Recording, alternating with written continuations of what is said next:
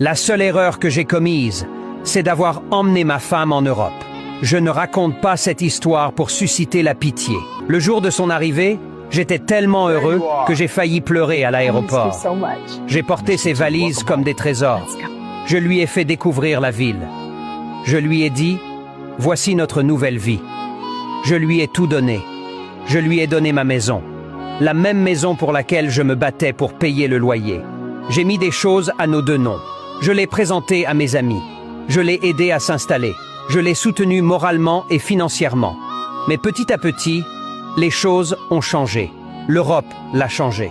Elle n'était plus la femme que j'avais épousée là-bas au pays. Elle est devenue froide. Elle est devenue orgueilleuse. Elle est devenue quelqu'un que je ne reconnaissais plus. Elle a commencé à me parler avec colère. Tout l'agaçait.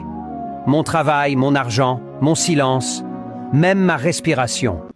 Elle me comparait aux autres hommes et me disait que je n'en faisais pas assez.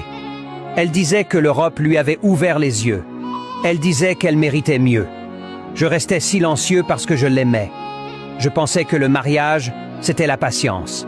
Je pensais que si je faisais plus d'efforts, les choses redeviendraient comme avant.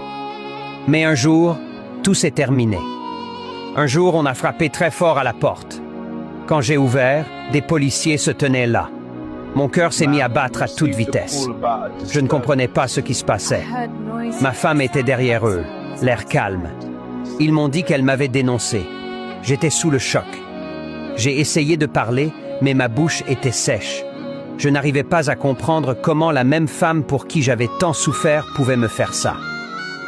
On m'a ordonné de prendre quelques affaires et de quitter la maison immédiatement.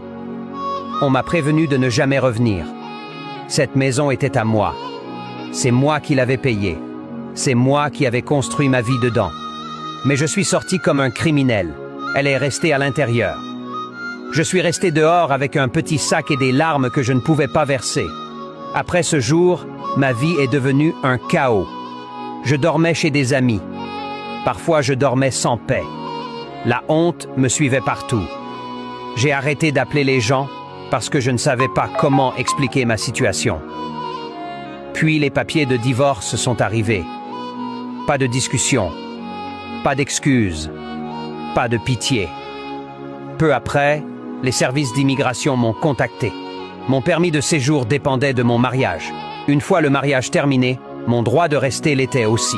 Tout ce pourquoi j'avais travaillé s'est écroulé. Elle est restée en Europe. Moi, j'ai été expulsé. Je suis rentré au pays les mains vides, pas même la fierté. Les gens disaient